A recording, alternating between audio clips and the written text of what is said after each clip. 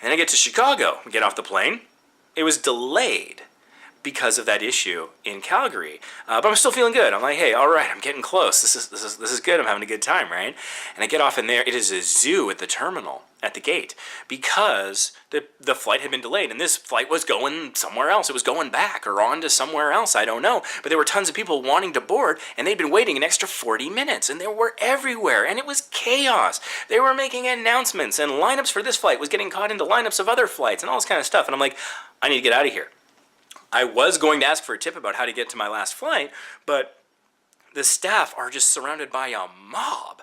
And so me being there is not adding anything to the situation. So I'm like, you know what, I'm a smart guy, I've traveled a lot, I can read, I can probably get on the Wi-Fi and download a map of terminals, whatever I need to do, I'll find my way. I've been to O'Hare a bunch of times, and I've had a lovely experience. I would go to Reggio's and get the deep dish pizza, and it would be great. And so I love having a layover at O'Hare that's like longer than an hour because it gives me time for pizza. Good pizza that I don't get back home. So I was like, this is going to be fine, I'm going to figure it out. So I start walking, and I'm in Terminal M, or the gates are all M, but it apparently turned out to be Terminal 5 for some reason. I don't know why. So I'm walking around, there's no signs about any other terminals, or any gates that don't begin with M. There's no one to ask any questions of. The monitors that are up that would tell like arriving and departing flights and times and things like that, they're all broken. Every single one in the terminal, end to end. I eventually find a touchscreen interface that I think was largely meant to tell you where the food is, but you are able to type in a gate so it can show you on the map and how to get there. So I type in the gate that I was looking for, which was L2C. I'm in M, I'm looking for L2C. And maybe this is a little ridiculous, but I was wondering if maybe that meant look to see, you gotta look to see, this gate's unassigned, and that's the smartest way we could think to write it on your boarding pass, because this is later in the day. This is my third airport, so I was like, I don't even know if this is a gate or if it's up to date. I was having trouble connecting to the Wi-Fi. The Wi-Fi wasn't working there, so I find this touchscreen and I type in L2C, and it says this gate is off-site, and gives you no more information, not where off-site it is, what that means, or how to get there. So I'm walking, I walk all the way back to the gate that I got out of. I thought, hey, maybe the WestJet people have not been, mobbed as much as the time has passed. And no, they were still, it was crazy. I couldn't find staff anywhere. I was looking at some other airlines. And, I had a 3-hour, 45-minute layover at O'Hare. Now, 40 minutes of that had been eaten up by the delay in Calgary. So I had 3 hours and 5 minutes. That's a lot of time, right? So, but I'm getting frustrated, I'm getting tired, I'm getting hungry. This is getting ridiculous. There's no signage. So eventually I go up to the wrong end of the TSA screening area because I thought maybe I can ask a TSA person. At least they're paid to be here, The gift shops were mobbed, everyone was mobbed. But I thought maybe if I go from the back end, and I saw some TSA people standing together, so I go up and I'm like, I'm very sorry. I'm trying to solve this myself, I swear to God. But how do I get to gate L2C? And he says, well, that's not a gate. And I said, okay, but it's on my boarding pass. So what does that mean? I don't know. Can I show you my boarding pass? Well, I suppose. Okay, so I get it out and I show it to him, and he goes, that's not a gate. I don't know what this means. I don't know where you're supposed to be. I'm sorry, I can't help you. TSA doesn't know where I'm supposed to go. What do you do? So I kind of wait a couple minutes, and he walks away, and there's this other TSA woman, and I'm like, I gotta try this again. Because where else am I going to go? Am I going to start waiting in line to get food and get to the front of the McDonald's line and be like, can you tell me where this gate is? Is that going to be my answer?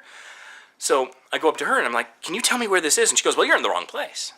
I'm like, all right, that's cool. Can you tell me where the right place is and perhaps how to get there? Because there's no signage. I would not be bothering you if I could read a sign, any sign, that would guarantee what gate I needed to get to for my flight if it had been changed, or, where terminal gate L2C is. And she's like, oh, don't worry about it. You need to leave the building. I said, okay, where do I do that? Because I couldn't even find a clearly marked exit. Most of the exits I saw looked like emergency exits. I don't want to set off an alarm in an airport. Are you kidding me? I wouldn't want someone to do that to me, because who knows what kind of lockdown's going to happen. I don't want that. So I said, okay, well, I need you to tell me where to go very clearly. I'm good at following directions, but I need some. She's like, okay, go over there, go to your left, go out the exit. It's just a single door marked exit. You need to get on the tram. You need to go to Terminal 3. So and I'm like, well, where am I? She's like, you're at Terminal 5. How did you get here? I said, I got off a plane. She's like, oh, okay, that makes sense. And I'm like, there's no signage anywhere. And she goes, yeah, I know. I'm like, there's no one to ask questions of. And she goes, yeah, it's like that. I'm like, all the terminals are broken. She's like, yeah, that's been a problem. I'm like, okay, I mean, if somebody could just handwrite a sign, print it off on their computer, laminate it, something somewhere. Hey, other terminals go this way. That would be a big improvement. O'Hare, I hope someone's listening. So I get on the tram, and it goes from 5 to 3. Which begs the question, where's 4? I mean, I don't care, but it's not a logical progression. O'Hare has really got a problem with their various terminals. I think I've largely flown, I think, United. And so United, I think all their flights are in the same terminal, but transferring from WestJet to American, it's a nightmare. And the other thing is once you get on that tram, you're outside. You're outside their security perimeter, outside the building. O'Hare is not a single airport. It's like 5 that happen to be near each other. There's no transferring from one to the other in a way that, you don't have to re-go through security. And my ticket for the codeshare partner did not have TSA PreCheck on it, even though I provided my Pass ID from my Nexus to WestJet when I did check-in. So again, I had to go through security, but again, no TSA PreCheck despite having paid for my Nexus card. And this one was really invasive. Not only was it, take off your shoes, this was take everything out of your pockets, including your boarding pass, but still hold on to your boarding pass. Take out your ID, but still hold on to your ID.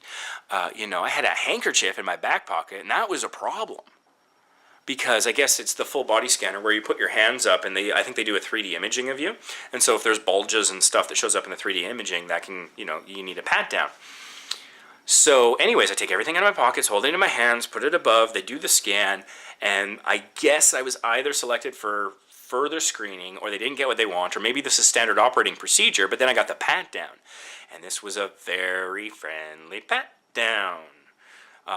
This guy's hands made contact with my genitals. There's no nice way to say it.